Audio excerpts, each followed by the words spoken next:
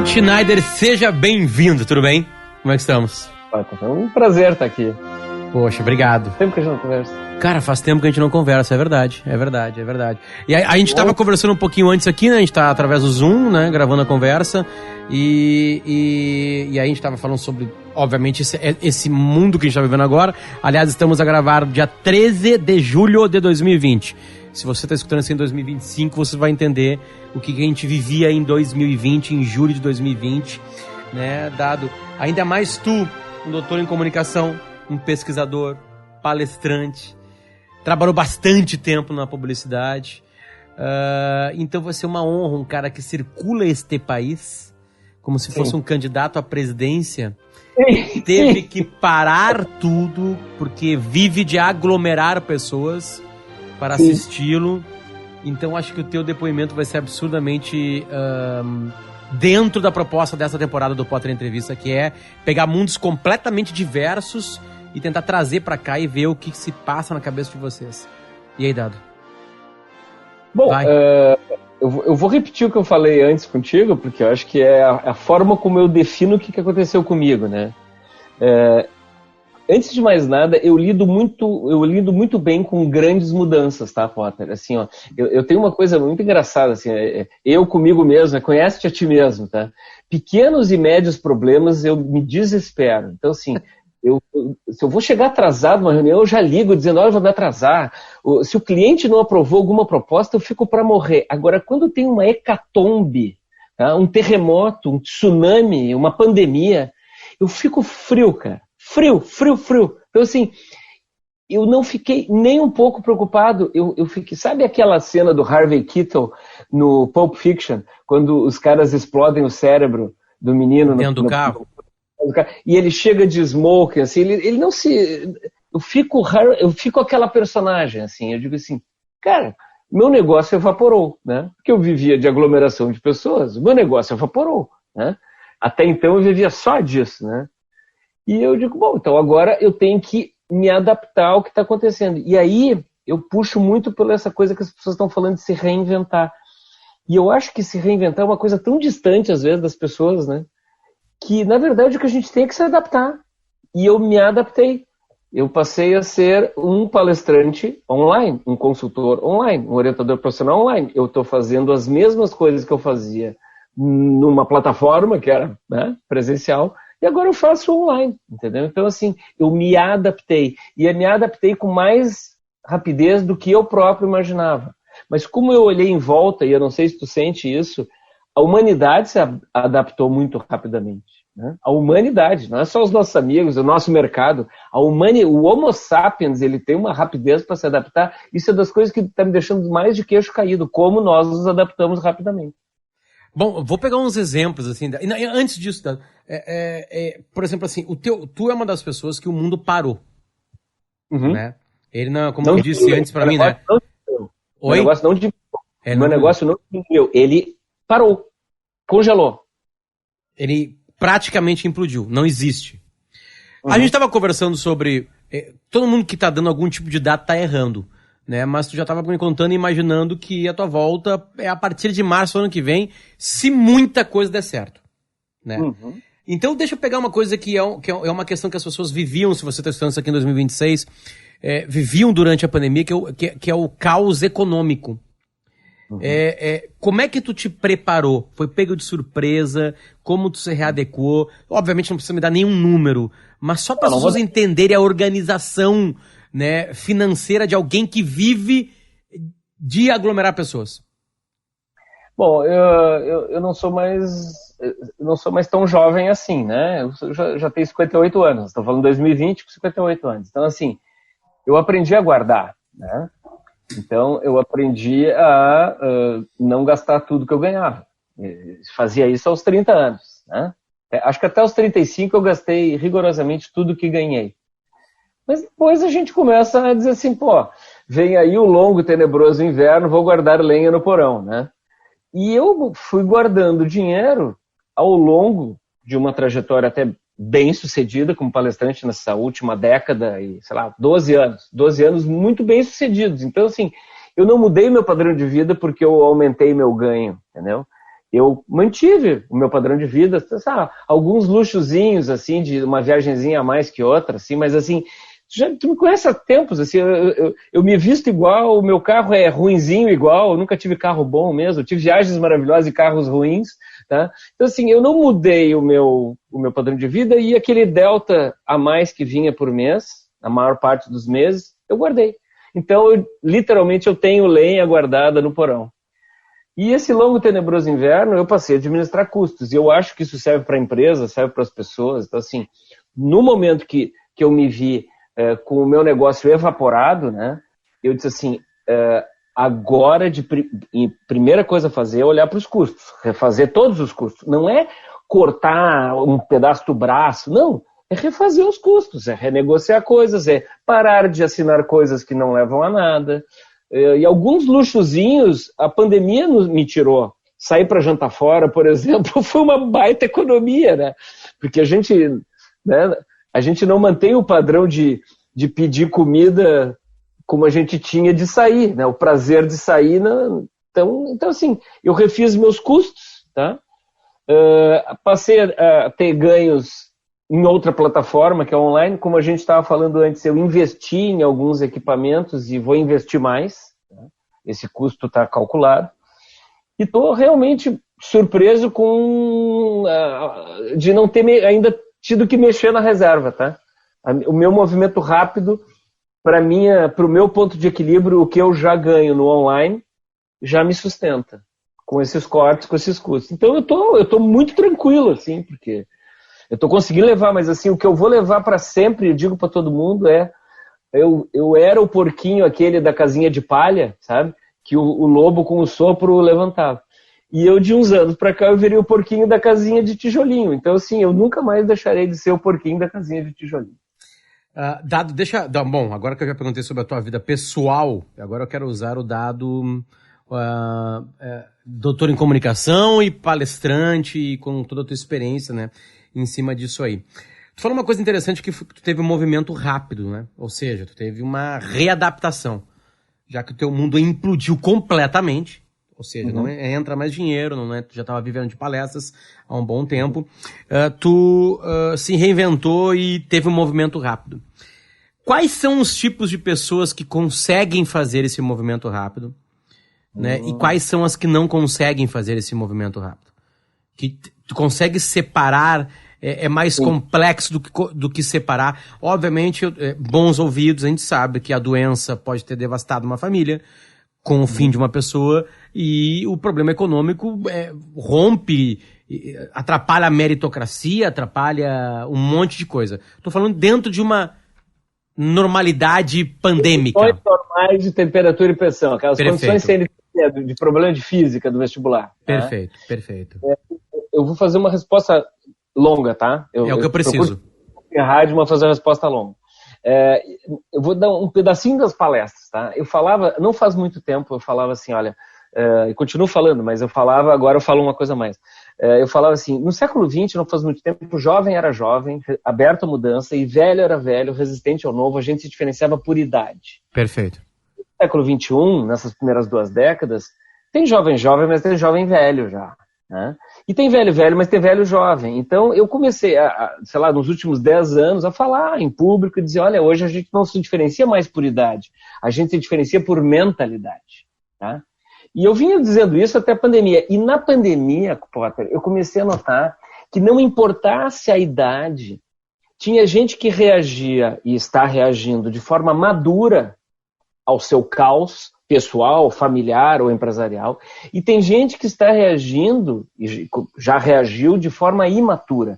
E eu tenho assim, monitorado pequenas, médias, grandes empresas, eu pesquiso muito, tá? E eu tenho monitorado escolas, e não só a escola do meu filho, as escolas do Brasil todo, porque eu já palestrei para 3 escolas, tá? Mas eu tenho monitorado como é que estão reagindo. E tem locais e tem momentos em que os pais estão mais imaturos que os filhos. Claro, não é a regra, mas assim, tem de tudo hoje, Potter. Então, eu comecei a classificar. Antes a gente se diferenciava por idade, nas 2 primeiras décadas do século XXI por mentalidade, e agora, com a pandemia, também por maturidade, graus de maturidade. E esses graus de maturidade, eu vejo em gente que não teve nenhuma mazela econômica, mas também em gente que perdeu tudo, cara, entendeu? E reagiu de forma madura. E tem gente que está com a vida ganha reagindo de forma imatura e gente que perdeu tudo que reagiu de forma imatura. Então, eu acho que o momento agora exige muito equilíbrio, tá? Não é fácil a gente se equilibrar confinado, com N fatores, mas eu acho que equilíbrio é uma palavra-chave agora. Tá? Equilíbrio. Bom, tem gente que o tem e tem gente que não tem. Como é que se alcança isso? Como é que num momento como esse a gente consegue ser mais equilibrado, mais maduro? Estou pegando palavras que tu usou. Se você é jovem, está escutando, ser um jovem velho, um jovem, né? É que é óbvio, não tem essa classificação, mas um jovem atento ou um velho atento. Eu acho que eu fiz uma loucurinha, tá, no meio da pandemia. Eu revisitei o Maslow e eu criei a minha pirâmide de necessidades, tá? Então, na base da pirâmide, da minha pirâmide, que eu chamo de nova pirâmide de necessidades, né, tá cuidar-se. Eu lembro muito do discurso, né, dos comissários e comissárias, né, a gente está taxiando antes de decolar o avião, né, e eles dizem assim, em caso de turbulência, e eles fazem esse gesto aqui, ó, máscaras cairão, né, aí coloque primeiro a máscara em você, né, para depois colocar em alguém. Potter, eu já estive num voo, há muitos anos, um voo da VASP, que teve uma despressurização a 10 mil metros, a gente baixou a 3 mil metros, assim, em tobogã, e caíram as máscaras, a gente teve que usar as máscaras, tá? E aí eu entendi, porque se a gente não tiver com a máscara, a gente tonteia e fica zonzo. Então eu botei a minha máscara e ajudei a pessoa do lado. E eu acho que neste momento, a gente tem que se cuidar antes de qualquer coisa, cuidar do físico, cuidar da cabeça, não se intoxicar com o noticiário pesado demais, sabe? A gente tem que ter o verniz do noticiário, mas não mergulhar na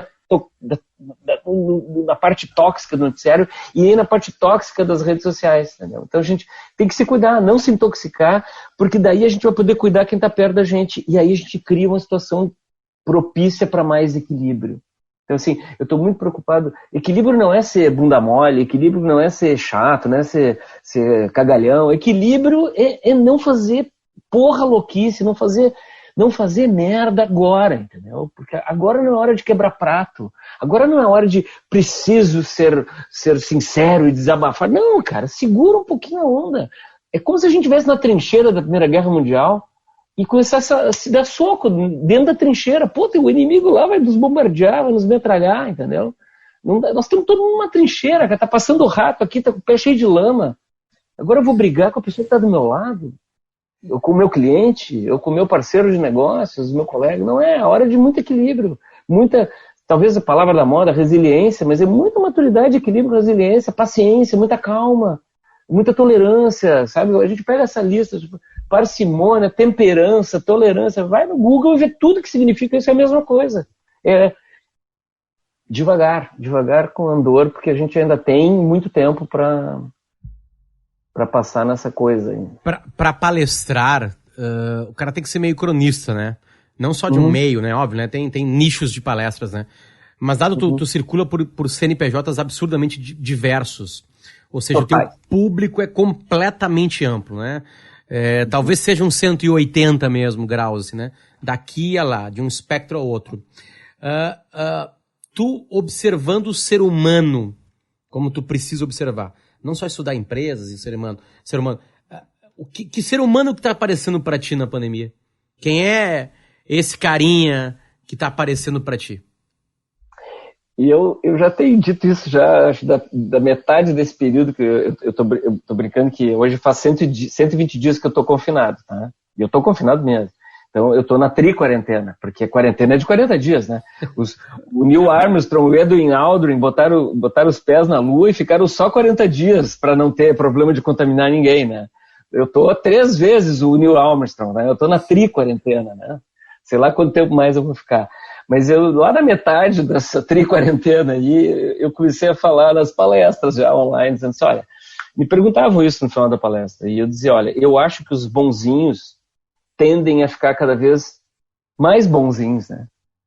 E os malvadinhos, num curto espaço de tempo, vão ficar cada vez mais malvadinhos, porque agora é hora de sacanear alguém, de apertar alguém numa negociação de contrato, agora é hora de enfiar faca, entendeu? Quem é malvadinho e não pensa no todo, só pensa em si, agora se lava, se dá bem.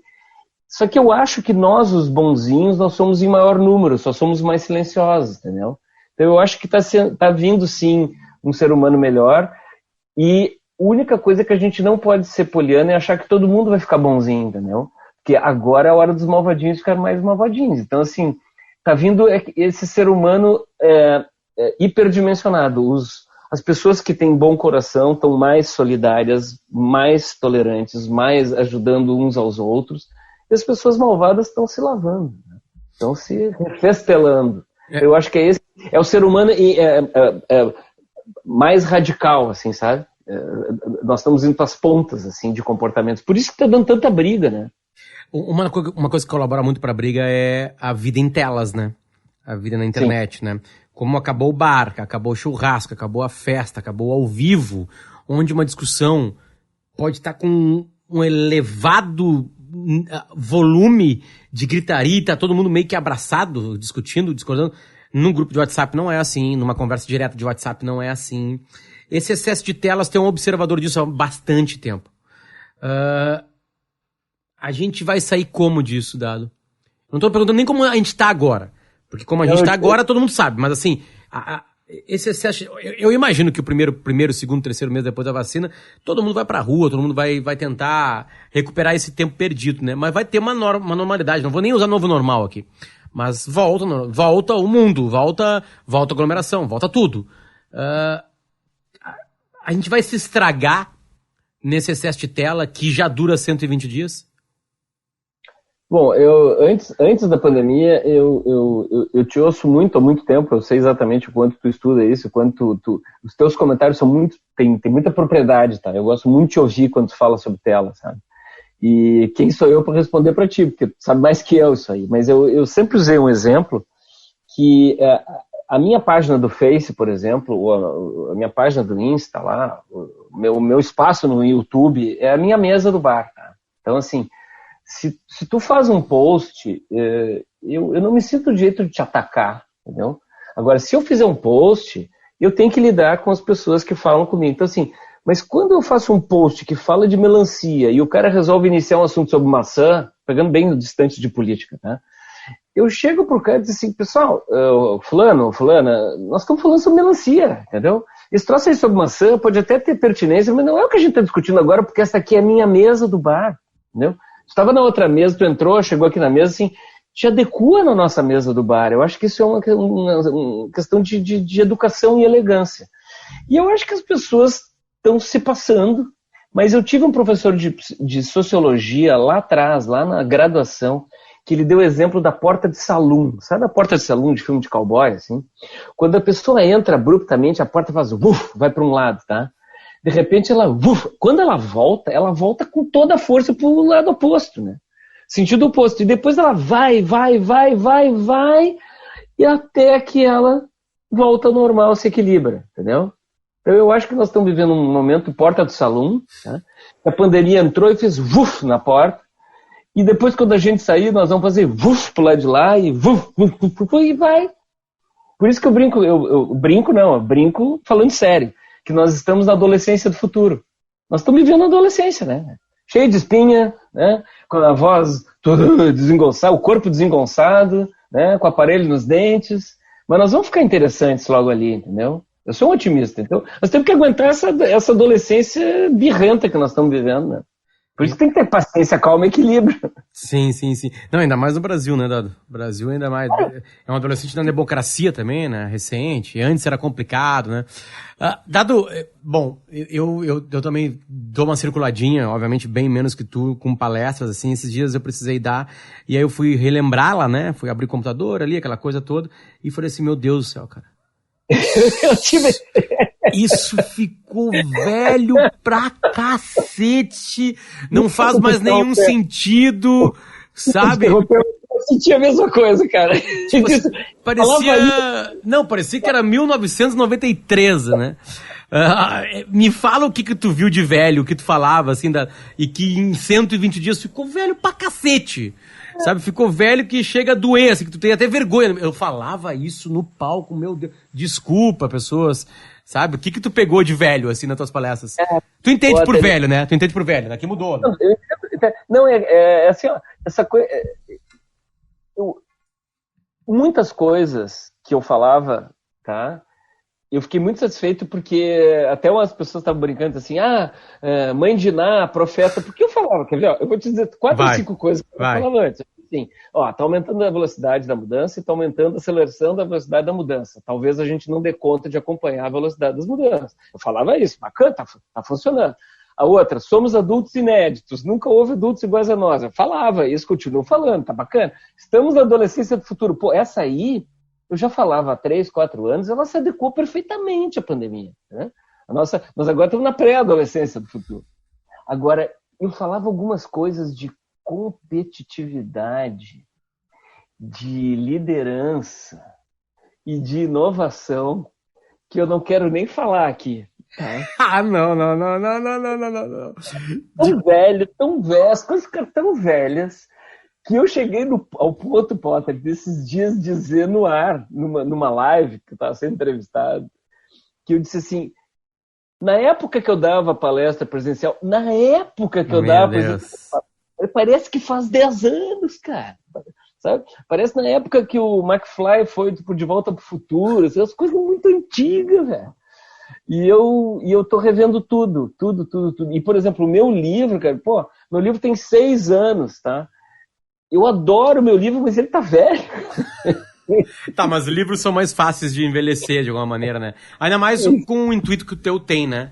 Mas assim, só esse exercício como observação, assim, Dado. Até porque a gente vai saber o que mudou.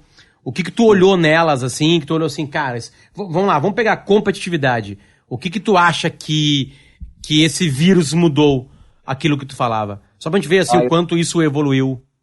Eu dizia uma coisa tão linda, Potter, tão linda. Eu dizia assim, vendas, mais importante do que vender é criar todas as condições para ser comprado. Vai dizer que não é lindo isso, cara? Agora, é uma gritaria na internet. Se eu corro o risco de preencher algum cadastro, a pessoa fica me enchendo o saco sem parar. Você é o último lote, você não fez parte, não sei o quê. Você vai ter que fazer meu grupo VIP. Se você não clicar agora, você vai ficar de fora.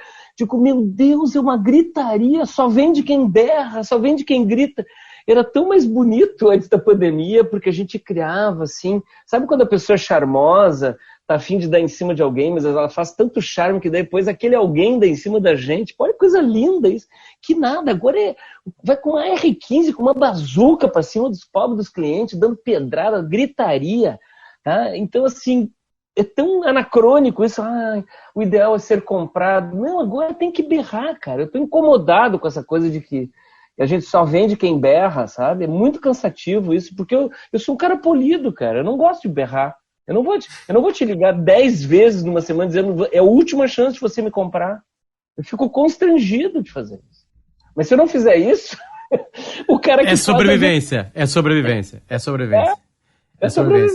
Não, enquanto tu falava, chegou a vir uma luz aqui, olha só. Cara, foi Deus. Ficou lindo, Deus estava ajudando a gente. Deus veio aqui, um flare bonito, Deus concordou com esse troço de berrar, é muito chato. É verdade, foi o sinal disso, né? Dado, bom, aí beleza. E avançando em cima desse teu papel na sociedade de palestrante, o que tu notou e que tu colocou e que já tá rolando de uma maneira online? Óbvio que agora é muito abrupto a gente pensar, porque a gente não tem a mínima ideia quando a gente volta pra palco e volta pra plateia pra assistir pessoas palestrando e tu palestrando, mas o que tu já acoplou, assim? Se tivesse uma palestra agora, depois de amanhã, o que tu puxou desses 120 dias e colocou ali? Que aprendizado? Como é que ele se encaixa no flow do que já tinha na tua palestra? Né? O que saiu, nós já notamos agora, assim, mas o que entrou? Algumas coisas eu até já falei, mas tem uma coisa que é o lance da maratona, que eu coloquei isso e agora em todas as palestras eu falo, e em todas as lives que até me contratam para lives, eu falo que é o lance da maratona. Nós estamos numa maratona que nós não sabemos qual é nem a distância que ela tem e nem a duração que vai levar, né? O tempo que vai levar. Porque eu só disputei meia maratona, não cheguei a disputar maratona, porque eu sou corredor, tá?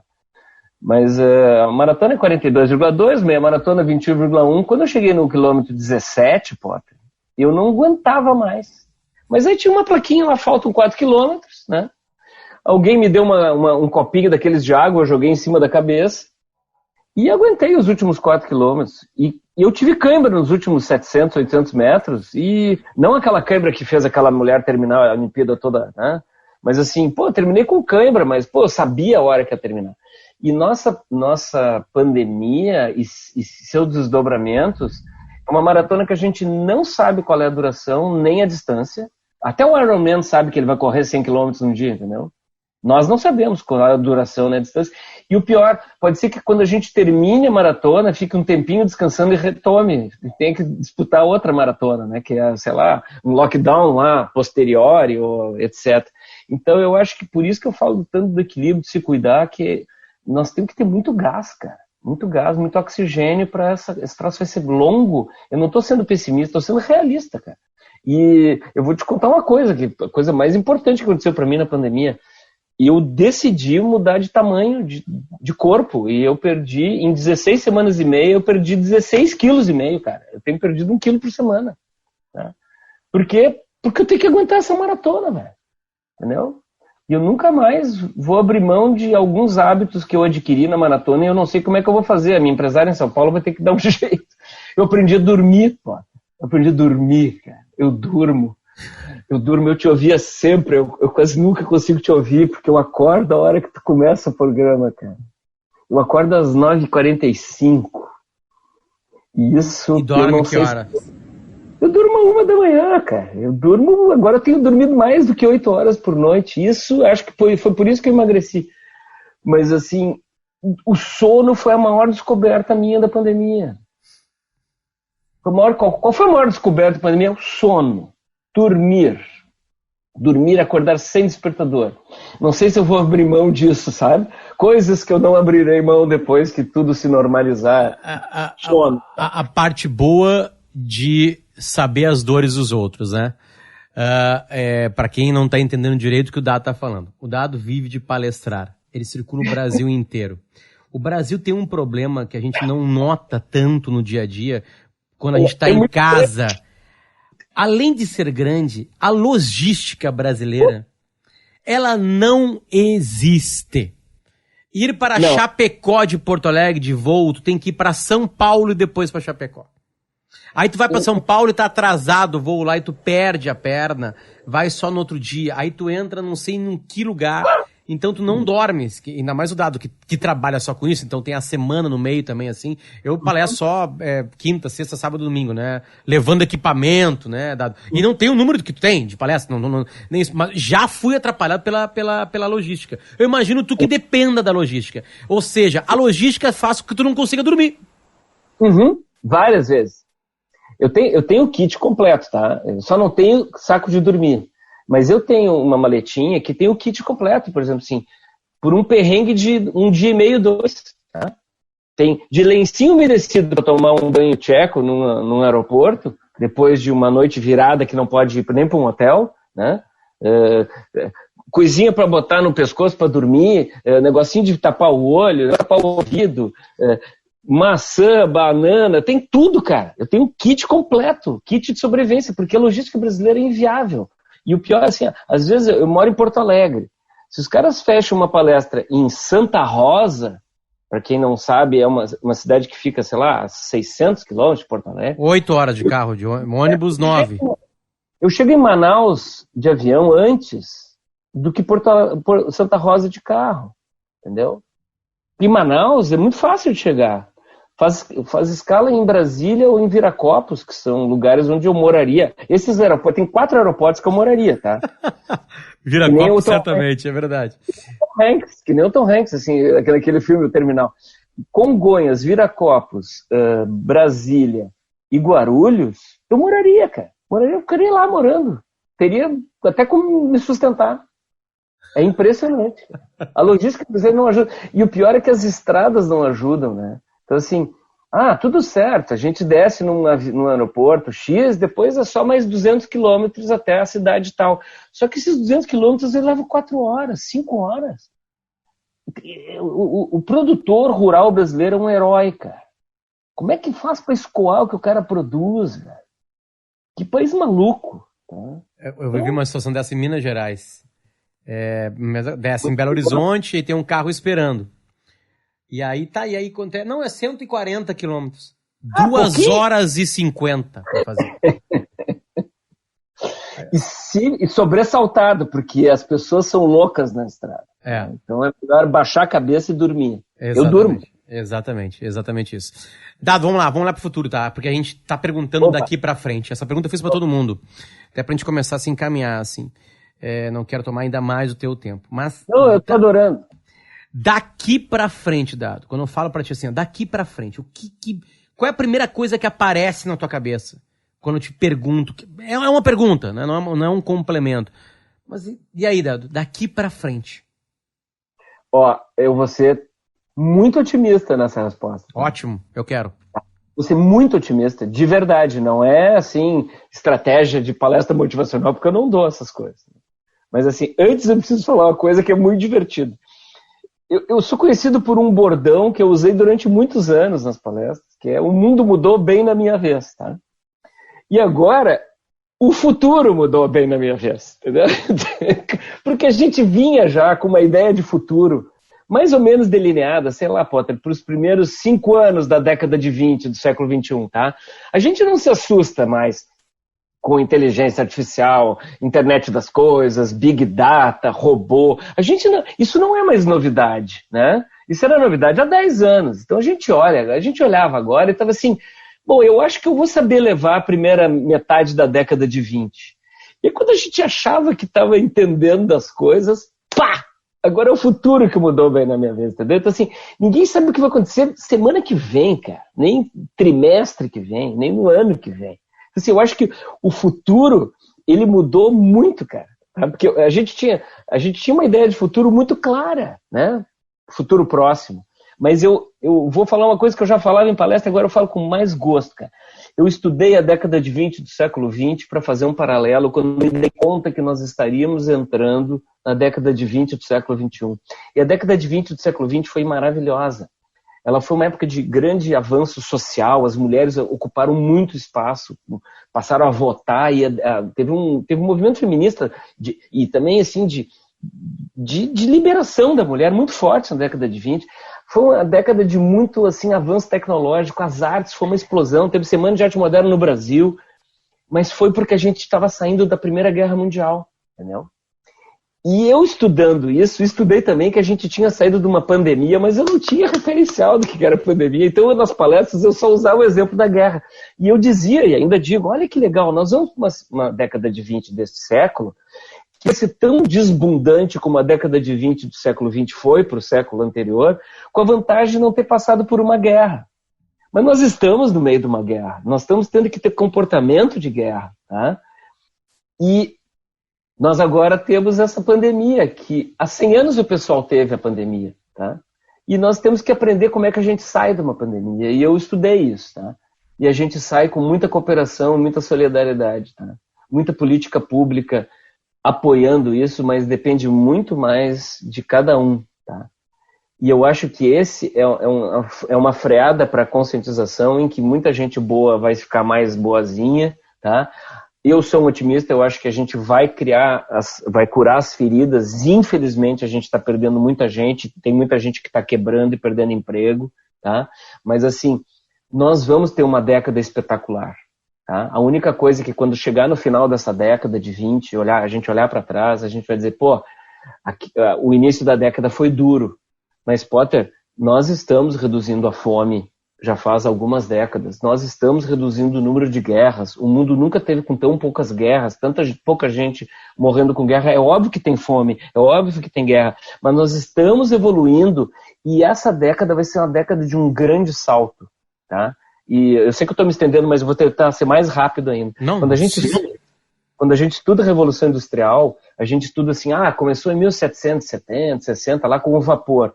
Mas o grande salto foi a eletricidade, 1880, 1890. Eu acho que os historiadores do futuro vão olhar para nós e vão dizer assim, puxa, aquele povo lá da virada do milênio, que época efervescente. A internet foi o vapor deles, mas o equivalente à eletricidade deles foi a década de 20. Eu já dizia isso antes da pandemia, e com a pandemia eu digo com mais certeza disso. Essa é a grande década do salto. Acho que os nossos próximos 50, 60, 70 anos vão ser definidos nesta década de 20. E talvez esse tranco, essa freada de acomodação que a gente está levando da pandemia ajude a gente a fazer uma década melhor ainda. Mas vamos terminar essa década olhando para trás, assim como os caras da virada do século passado, né? Disseram, putz, as cidades estão iluminadas, sabe?